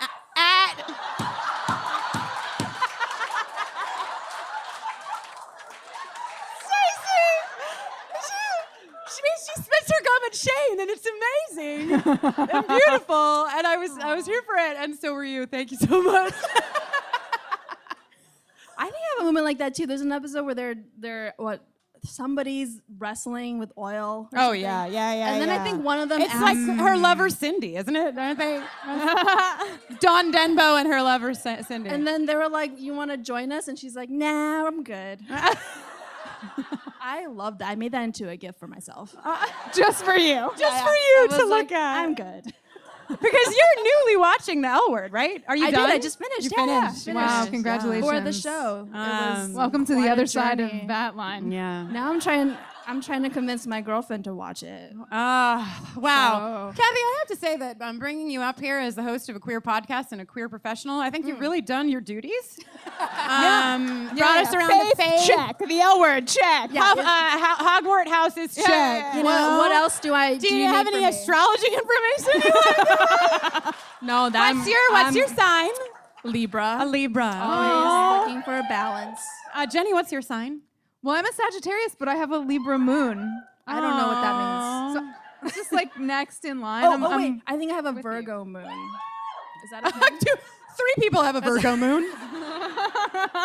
Do you want to hear about me? Yes. I am a Sagittarius with a Sagittarius rising and a Sagittarius moon. And the 4th one is Aries, which is also fire. So consider yourselves warned. I don't know what that means, so great. Oh, good, great. Actually, Kristen, your moon is in Aries. Oh, I'm a Sagittarius. But your sun, rising, and Mercury are all Sagittarius. Yeah. And your Neptune, look out. I like, see, this is when the lighter would have come in handy again, right now. Well, Kathy too. I will come back, don't worry. Please come back. Maybe next time I'm even further away. Yes. I will change the flight. Yes, now I know that no matter where you are. I will change the flight. I want to tell you something. You came here from South Africa. There's a person in the audience tonight that flew here for this event from Singapore. What? Yes. Oh, you win. And you win. Yes. So, like, no, I think I'm just saying, like, commitment is here. That's bananas. Here. We love you all. You're all the best. Kathy, thank Praise. you. Thank you for having me. How do I get this back in? Yeah. I got it. I know how to work a microphone. Well, we sure have done it. Talked about gay things the whole time, so we did. Has anyone seen Hannah Gadsby's Nanette? Have you seen it yet, Jenny? No, Jenny shut hasn't up. seen it Shut yet. up. Shut up. She's behind the curve. But that's what that reminded me of. More lesbian content, you know?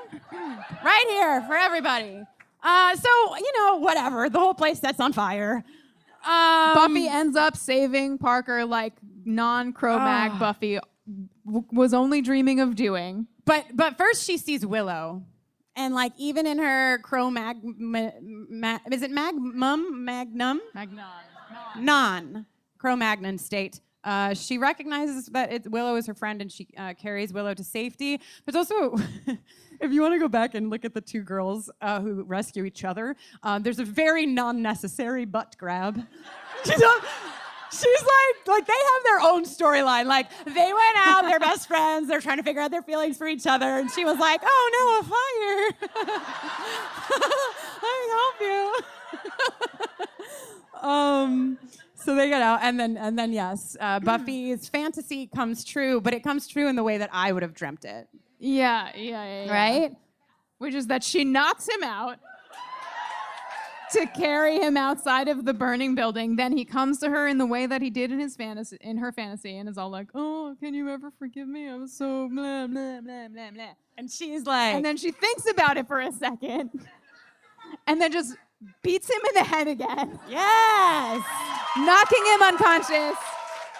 Fuck off, Parker. And stay out. You know what I mean? And stay out. Also, a few things that I just want to make sure we shout out in this episode. The jump that Buffy does to that fucking window is amazing. Wow, Jenny. Reminiscent of season one. When she hopped over the school gate. Yeah, when she does the thing with Angel. Like, I mean, not with Angel, but when she does the thing. I'm flipping upside down in my chair for the listeners. That did not happen. Okay, talked about the butt assist. Great. Is there anything else that we forgot to talk about in this episode? What did we learn about beer? Foamy. Bad. Foamy. Oh, and I just wanted to, and like, not to go too hard on this whole Xander thing. I'm really taking us out of our comfort zone. But Xander, I think it should be noted that Xander goes running right into the burning building. You know? Like, he doesn't even hesitate. He just goes running right in. And Thanks, Xander. I feel like good boy, Xander. The Xander section started the Xander clap, but we were all there for them together, you know? So yeah, I think we talked about cavemen and hair and the patriarchy and beer. I think there's only one thing we haven't talked about. That's true. Do you know what it is, Jenny? It's a particular kind of tension. Sexual tension award. Well, welcome back to the 2018 Buffering the Vampire Slayer Sexual Tension Awards. Before we get into this week's nominees, we want to talk about last week's winners and losers. For the episode... I really wish you had a sealed envelope, you know? For the episode, Fear itself, gosh, this was pretty much a landslide. Coming in tied in last place, each with 7% of the vote, we have Riley and Mansplaining, a match made in some people's version of heaven, and Xander and Anya, who I think deserved better. I think they deserved a little more. Yeah, I think they deserved Only a little slightly ahead of those two with 12% of the vote, we have Joan of Arc and God. You know, it probably would have been 14, except for there were like 2% people who were like a little scandalized. They were like, okay, I'll vote not for that. And then with a whopping 74% of the undeniable vote, we have Giles the Chainsaw and all of us.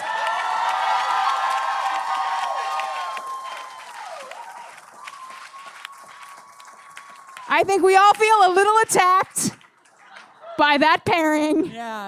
Yeah, that was a lot. I think about it still, and I think I'll think about it forever.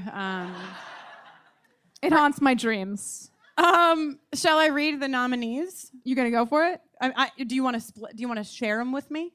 We'll go every other. That sounds like a great plan. Okay. What could go wrong? Okay.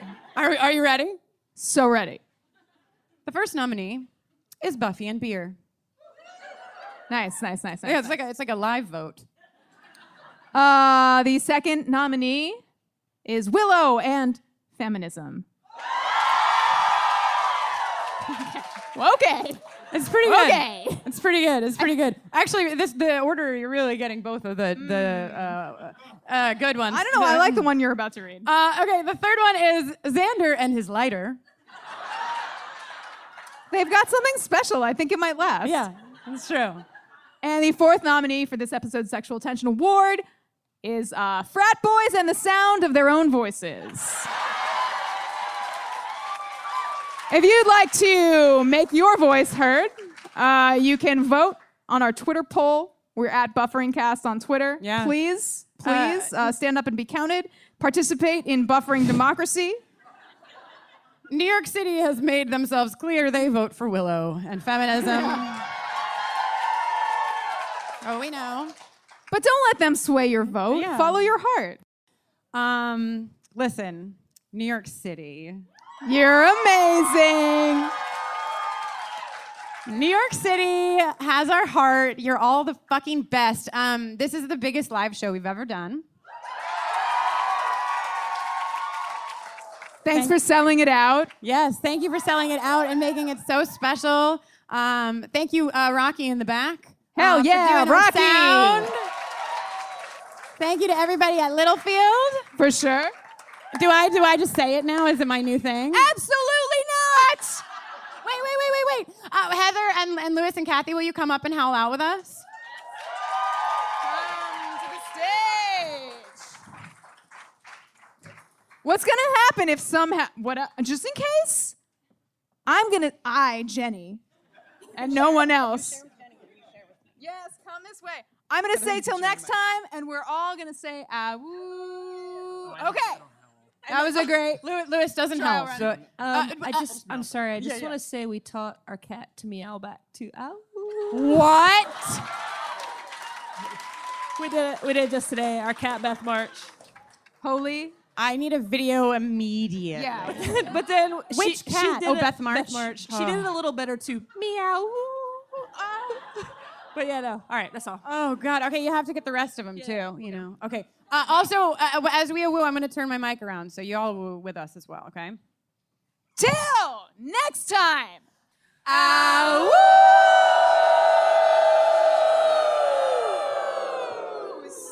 Thank you, New York.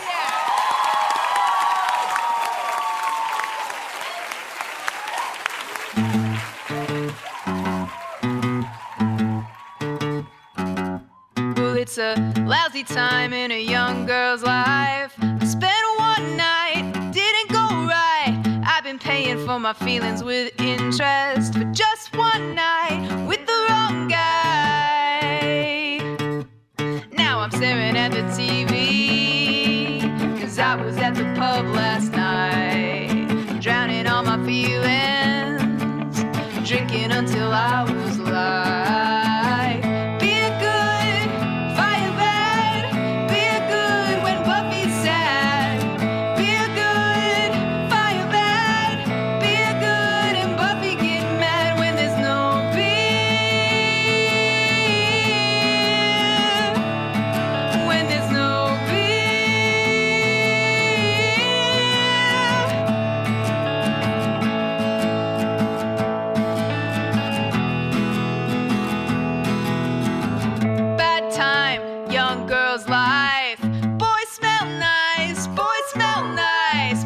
sucks. Parker lied. Boys smell nice. Boys smell nice. I miss the people on the TV. Miss the people in the pub last night. Drowning all my feelings. Drinking until I was alive. Beer good, fire bad. Beer good when Buffy's sad. Beer good, fire bad. Beer good and Buffy getting mad when there's no beer.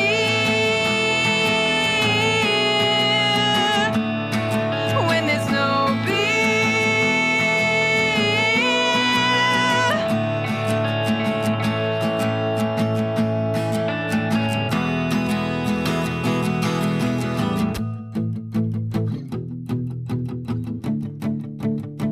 So, kids, what do we learn about beer in this episode? Foamy! Okay. Want beer, want beer, want beer, want beer, want beer, want beer, want beer, want beer, want beer, want beer, want beer, want beer. Beer good, fire bad. Beer good when Buffy's sad. Beer good, fire bad. Beer good and Buffy get mad when there's no beer. When there's no beer. When there's no beer. When there's no beer.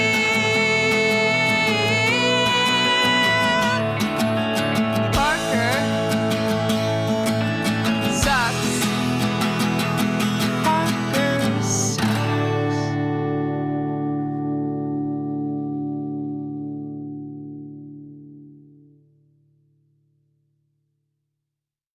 I'm Dana Schwartz, and this is Rise or Die, the official companion podcast for Peacock's original series, Those About to Die.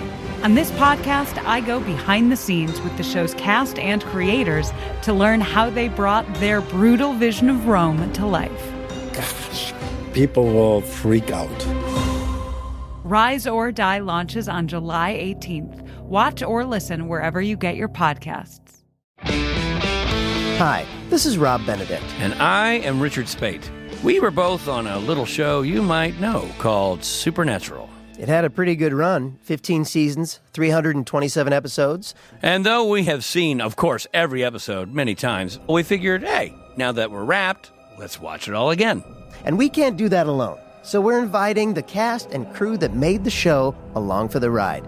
We've got writers, producers, composers, directors, and we'll of course have some actors on as well, including some certain guys that played some certain pretty iconic brothers. It was kind of a little bit of a left field choice in the best way possible. The note from Kripke was, he's great, we love him, but we're looking for like a really intelligent Duchovny type. With 15 seasons to explore, it's going to be the road trip of several lifetimes. So please join us and subscribe to Supernatural then and now.